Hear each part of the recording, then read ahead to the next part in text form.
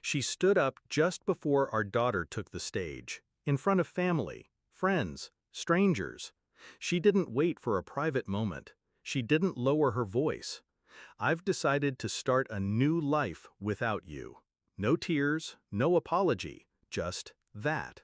Then she sat down again like it was nothing more than a weather report, like she hadn't just set fire to 23 years with one matchstick sentence. I didn't flinch. I looked past her, to the row behind us, to him, the man she thought I hadn't noticed, the one who'd been showing up to our barbecues for months, always with a bottle of something he never opened. He didn't look at me, just stared straight ahead. Everyone went silent, even the breeze seemed to hold its breath. I turned to her, smiled. "Congratulations on your honesty." Then I stood, adjusted my cufflinks, and reached into my jacket. The envelope was smooth, sealed in wax, heavy. I handed it to her. She hesitated, and in that pause, I left.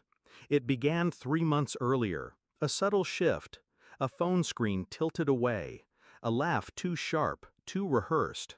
She started spending more time at the gym, but came home without a drop of sweat, makeup flawless. One night I walked past the bathroom and heard her whispering. I stopped. Just a single sentence escaped. "Not now, he's home." It hit me like static. She came to bed smiling, kissed my cheek, and I said nothing, because that's what they expect. Silence, doubt, confusion. But I've always known, people reveal themselves in the details they overlook. And so, I watched, I waited, I kept my mask in place, smiled at her stories, laughed at her jokes.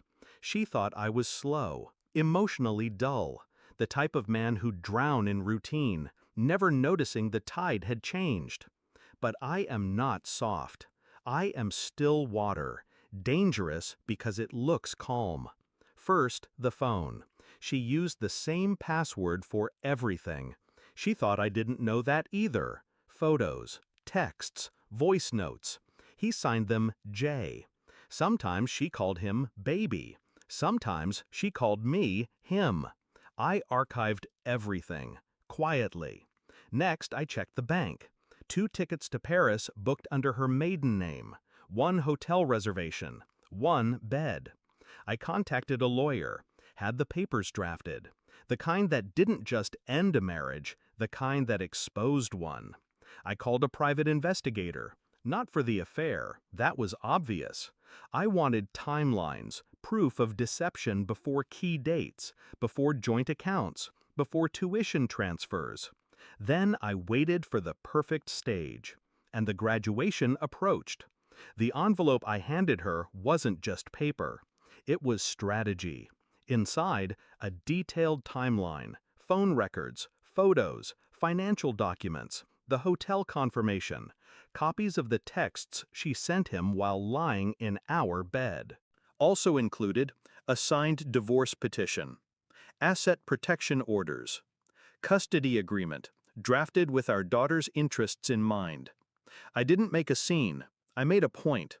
When she opened it, later, after the applause and diplomas, I imagined the blood drained from her face. Because it wasn't just proof, it was preparation. Her boyfriend? He's named in the restraining order for harassment, after I exposed how he'd shown up uninvited at our daughter's school last month. He never mentioned that, did he? 2 nights after the graduation, she showed up at my door. No makeup, no words, just eyes wide with betrayal. Hers, not mine. "You planned this?" she asked. "Yes." "You knew and still smiled in my face?" I stepped aside, let the silence respond for me. She walked past me, stopped at the edge of the living room. The framed family photo still hung there. She stared at it. Then, "Do you even care?" I turned to her, calm, measured. "I cared enough to let you reveal yourself before I responded." Her breath caught. She finally understood. This wasn't revenge. It was exposure. She built a lie in daylight and thought no one would notice. But I was always watching. Our daughter called me the next morning. I saw what Mom did, she said. I heard what you said. You okay? I told her yes, because I was. Not relieved, not proud, just done. I'd buried something that night. Not a marriage, not even trust. I buried the illusion that silence meant weakness. It doesn't. Sometimes silence is just the sound of a man sharpening the truth. And when it cuts, it never bleeds, only ends.